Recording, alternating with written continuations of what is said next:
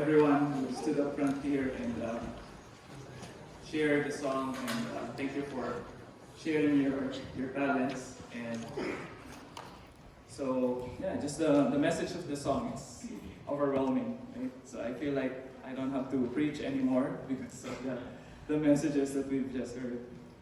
Right? So I remember this story. Yesterday we were having like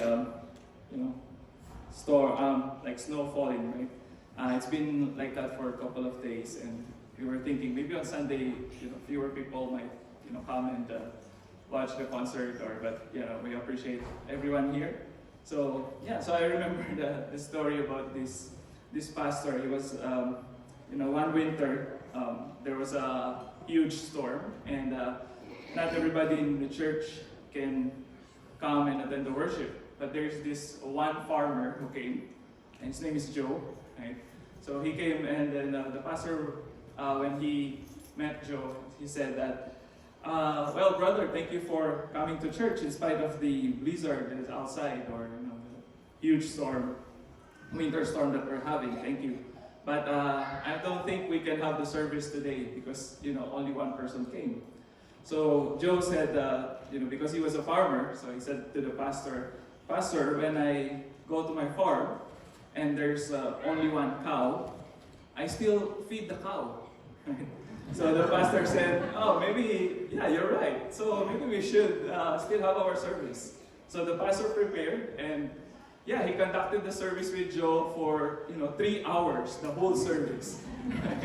And then after the service, so Joe was quiet. So the pastor approached Joe and he said that, "How do you think about the service, Joe?" And then Joe said, "Pastor, when I feed the one cow, I don't give him the whole load. I just give him, I don't want to overfeed the cow or something." Because this afternoon, because we're having, this special program, I'm tempted to cut my sermon and reflection, but, I'm sorry, I'm gonna preach the whole load to you. No, let's just take this moment to reflect upon the Word of God, right? So the basis of our reflection this afternoon is on Luke chapter 1, 76 to 79, and chapter 3, verse 1 to 6. And this is the story about John the Baptist. And we know that we've been following the Advent season, right? And today is the second week of the Advent, and the theme for the second Sunday is peace. So the title of our message or reflection is The Path of Peace. Okay, and what is peace basically? So maybe some of you already have an idea. In the Bible, it's shalom or eirene, which means wholeness, harmony. When everything is working together, everything is in perfect harmony, like the voices that we've been hearing. Everything is perfect. That is basically peace. So peace is not just quietness, or it's not just the absence of war, right? Sometimes even at home, right? When you are not talking to one another, there is quietness, but it doesn't necessarily mean that you are at peace, right? So sometimes being quiet can also mean chaos, right? So when, the story about the first silent night, right? When Joseph failed to book a hotel in advance, so they were forced to stay in the stable, right? So that night, Joseph was trying to talk to Mary, and Mary was not speaking to him, and they said that's the story of the silent night, because, they were forced to stay in the stable rather than, because, Joseph failed to do that, right? But, peace is not just being quiet or not talking to each other or, but as I said, it's about being whole, being complete, being in harmonious and good relationship. And we people, that's what we long for. That's what we like to happen in our lives. We want to experience wholeness. We want to experience peace in our life. But no matter how hard we try, we always fail. Life is still full of troubles. And actually, this is what the people of God in the Bible is also experiencing. So before the birth of Jesus Christ, it was announced in the gospel that it was, before Jesus was born, it was first John the Baptist who was born, and they were actually cousins because of their parents. But in their context, everybody's related. So anyway, that's what we're going to look at here about the son of Zechariah when he got his son. in his old age. And actually, Zechariah and his wife Elizabeth, they are actually can be seen as metaphors or symbols for the people of God. First, they are old, and secondly, they don't have children. And it seems at that point, Israel has been waiting for their salvation. Israel has been praying for shalom and for peace for a long time. But nothing is happening, and they are under foreign rulership by the Roman Empire. They feel that they are being oppressed because of heavy taxation and everything. So, and there's no, there's relative freedom, but, they cannot really experience the shalom that they have been dreaming about and praying for. So, Zechariah and Elizabeth, like many stories in the Bible, they represent the story of God's people. They are fruitless, they are lifeless, or, they're old or something. But then they got the promise of having a son, and it was fulfilled through John the Baptist, the son of Zechariah. So we read the song of Zechariah the father. He was overjoyed when his son was born. So we see in Luke chapter 1, 76, let me just read to you. You, my child, will be called a prophet of the Most High God. You will go ahead of the Lord to prepare his road for him, to tell his people that they will be saved by having their sins forgiven. Our God is merciful and tender. He will cause the bright dawn of salvation to rise on us and to shine from heaven on all those who live in the dark shadow of death, to guide our steps into the path of peace.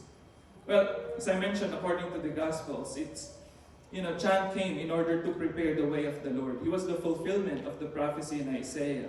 Basically, John is a prophet, from the Lord. And the task or the responsibility of prophets is to proclaim the word of the Lord, to declare the oracles of God, what God wants his people to hear. Right? That's the job of the prophets. And another thing about the Gospels is that John was the one calling in the wilderness, and he's announcing the coming of the Lord. It is the time of salvation for God's people. And wilderness is also another thing here. It seems like the writer of the Gospels are trying to recall what happened to Israel in the past. After they spent time in the wilderness, they were called by God, and they were saved from their enemies in the wilderness until they reached the promised land. Right? So John here, basically his job is to start or begin a new exodus for the people of God. It's a new journey for the people of God. And he was calling them in the wilderness. Right? And this is the good news, that God is going to save his people. But going to save them from what? Or from whom? When you say that God is saving his people, what is salvation for? Or what is the purpose of this salvation? Or who are the enemies of these people that they need saving from? Is it the Roman Empire who terrorizes them or oppresses them? Or are the enemies the delusional and narcissistic leaders of their time, such as Herod or the emperor in Rome, or maybe the selfish and the greedy temple officials or temple leaders of their time? Maybe those are the enemies. But if you look at the text of Luke, in Luke chapter 1 verse 77, they are being saved from which enemy? The root of the problem is sinfulness for the writer of the Gospels. The enemy, it's not just the people. It's not just, the people around you. It's not the leaders or the corrupt leaders or the system. It's people's sinfulness. The Gospel is going to the root of the problem. People who are living in darkness, according to this Gospel, they are living in the shadow of death. And we know that why is there death, right? Death is a result of sin, ultimately. Because of human sinfulness, that's why there is death. Because basically, these people, they don't know. That's another meaning of sin here, is the people's ignorance of understanding what the way of the Lord is. That's why they are walking in darkness, and you know about the parable of Jesus about the two-way, right? There's a road that seems easy, but the end is death, right? But there's a narrow, but the end is life. People, sometimes we like to go on the easy way, but we don't see the end of that, right? And sometimes when we are walking in darkness, that's also the same thing that is happening. When we are walking in the darkness, we don't have any idea what will happen to us in the end. And for the gospel writers, this is what they are saying, that the people in their time, because they are sinful, because they are sinners, they are walking in darkness, they don't know which direction they are going. Therefore, their end is death. But sin, if you look at the Bible, I mean, we don't have the time, right? But I promise to give you the whole load. Right? So we don't have the time to, look at all the verses. But basically, in the Bible, the meaning of sin is the violation of shalom. Sin is actually the opposite of shalom. Sin is the opposite of peace or irony. When there is sin, there is no peace. When there is sin, when there is problem between people, there's a gap, there's a tension, because of sinfulness or because people are basically sinners. So, according to Plantinga, that's how he defines it. And it's not just the violation of shalom, but it's also the people's refusal to accept God's design for shalom. God has already given His people, what it means to be peaceful, what it means to achieve shalom. But they still refuse it. They still want to follow their own way, rather than walking on the peaceful way or peaceful path of the Lord. That's why Marcus Borg, he also defines sin as basically being selfish. And not just being selfish, but also worshipping of false gods. That's also another definition of sin when we look at the Bible. That basically being sinner or sinful in the Bible, people commit sin because they are too full of themselves. They are so self-centered. When Adam and Eve was tempted in the Garden of Eden, what was the temptation to them? When you eat that fruit, you will become like God. You will have the power to determine what is good and what is evil, right? In other words, you can usurp the authority of God. You can make your own life's decision, rather than following the command of God. So basically, sin is about that. Sin is about overstepping the boundaries that God has placed. And it is motivated by people's selfishness, by their desire to take the role of God over their lives. That's why there is always chaos and tension, because everybody wants to be God. The opposite of the incarnation. Because in the incarnation, in the story of Jesus, it is God becoming human being. But because of sin, it's now the reverse. It's human beings wanting to become gods. And that also means the root problem of idolatry. Why in the Bible God is so angry at idolatry? It's because worshiping of false gods. Because when people worship false gods, they turn away. They turn their back from the true God. So they become selfish. They do what these gods tell them to do. Right? And sometimes, when people worship idols, the idols are actually personification of their own self. In other words, selfishness can also lead to idolatry. The worship of self, the worship of pride. The worship or, looking at yourself and saying that, I'm so pretty, beautiful, or good, etc., right? So, and, that's what normal thing is. I mean, for people, we are always full of, insecurities, because we want to look good, right? And we want to worship ourselves, right? And that leads us to becoming selfish and being sinners, right? That's why in Filipino, we have this expression, right? How can you face a problem if the problem is yourself, not your face? When the problem is yourself, it's very hard to tell yourself that you are a sinner, or, we don't like hearing that, right? We don't want, people telling us that there's a problem with us, right? We are imperfect. But that is what basically turns people into, because of our insecurities, we always want to cover up. That's why we want to put on a lot of things that will cover our own imperfections and insecurities. And that sometimes or often leads to sinfulness. Every day, people are actually destroying God's wonderful design for shalom because of their selfishness and because they refuse to follow God's way. So what is the solution? God gave us the way. John 3:16. For God so loved the world that He gave His only begotten, His only Son, that whoever believes in Him, may not die but have eternal life. We are already familiar with the who will not perish, right? But basically it means you will not die, but you will have eternal life. So it's such a good promise, but there's a lot of things. I know you've heard a lot of messages about this, right? But basically this is it. The solution to the problem is the Lord's tender compassion, and that was demonstrated or manifested in the life of Jesus. And Jesus, according to the Bible, He is the light who illumines us, who enlightens our mind, who exposes who we really are in front of God. You know, when Jesus was born, he was born like a baby. He was born a very vulnerable and humble baby, which is the opposite of pride and arrogance of people. You know, it's interesting if you compare human beings to other creatures. You know, when an animal or, you know, like a dog or a cat is born, they can already walk and they can feed themselves, and, you know, during winter you see dogs walking outside. You know, but when a child is born and you put them outside in the cold, they will die. Right? They cannot survive on their own. Same with us as, you know, every one of us. We are so vulnerable. And imagine God showing His love for us by becoming vulnerable, by being humble as a baby, by being weak, right? This is in contrast to the kings of their time, who would like to demonstrate their power by showing their money, their military capacity, and everything. You know, that is how the world defines power. And that's why there is no peace. Because everybody wants to dominate each other. But God that demonstrated His tender love for us.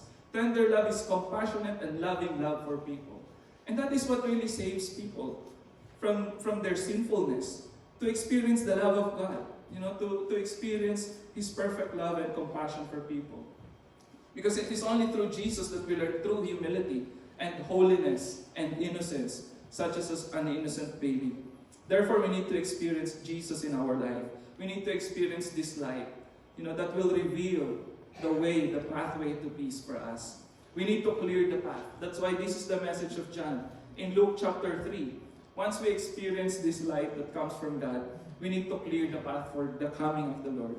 You know, in Luke chapter 3, this is the message of John. John went throughout the whole territory of the Jordan River, preaching, "Turn away from your sins and be baptized, and God will forgive your sins."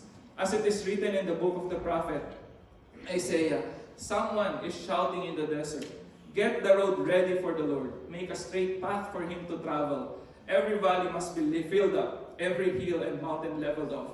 The winding roads must be made straight and rough paths made smooth. The whole human race will see God's salvation." So, here's a very rich metaphor again about the path, clearing it, you know, putting, you know, is John really talking about roads here? Is he really talking about, you know, infrastructure? You know, like here in Canada, we're always familiar with road constructions. You know, you're familiar with the different seasons here, right? So you have winter and then season of construction and something like that. You know, and it's interesting, you know, during winter, the roads are filled with snow. So, you know, during summer and, you know, fall when there's no snow, you complain about the potholes, you know. But when there's winter, you only have white surface there, right? So, you know, but of course, it's dangerous driving there, right? So we've experienced that as well. You know, but is John talking about literal infrastructure? Was he talking about literal roads here? You know, as I mentioned, the road is a very rich metaphor in the scripture. It talks about the journey of God's people. It talks about the pathway. You know, the way is one of the metaphors or symbolism that is used for the Torah.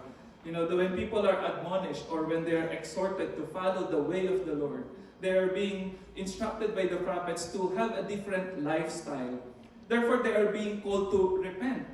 You know, and here's another meaning of repentance. You know, we know that repentance, metanoia, or change. You know, but repentance also has this meaning of like when you are walking, when you are journeying, and you encounter something in front of you, you stop and then you change your direction. That is also another meaning of repentance. You know, when you shift your direction 180 degrees, right? Or you're making a U-turn, right? Going back to the way of the Lord. That is also the meaning of repentance here. That's why when the prophets are calling people to repent, the prophets are telling them that you're walking on the wrong path. You know, therefore you have to stop and you have to change your direction and go back to the way of the Lord. You know, that is what John was announcing. That the coming of day of the Lord, it will be a time of rebuilding the highway back to God. You know, He's telling the people to be ready and prepare the pathway of God because you will start now walking with God, journeying with God along the way. And that is the pathway to peace. Journeying in the way of God, in the way of the Lord, walking in the way of the Lord. I think that is the best way for us to celebrate this Christmas season. We cannot cancel Christmas no matter what our experiences are or no matter how broke we are. Or, you know, later on we'll hear a song about that. we cannot really cancel Christmas. Christmas is always here, and it's always a great opportunity for us to think really the meaning of Christmas. And the meaning of Christmas is peace. Shalom, prosperity for the people. And we can only achieve that when we follow the way of the Lord. So how do we make the way to peace? How do we make this repent and change, to the direction of God? Here are some the things that I would like to, just to summarize our message this afternoon. First we need to listen to the voice of the prophets declaring the word of God. We need to hear the one calling us to reform our way, to change our direction, and go to the direction of God. We need to repent and change the direction of our daily walk. It's not just a single event, but it should be a daily walk with God. Day after day, we know that we should follow His leading and His direction for us. And we need to transform our selfishness and pride into humility and faith in Jesus Christ. As I mentioned, He's the perfect example of humility and selfless sacrifice, when He offered His life for us. And instead of following the way of the world, we should follow the way of the Lord. God bless us.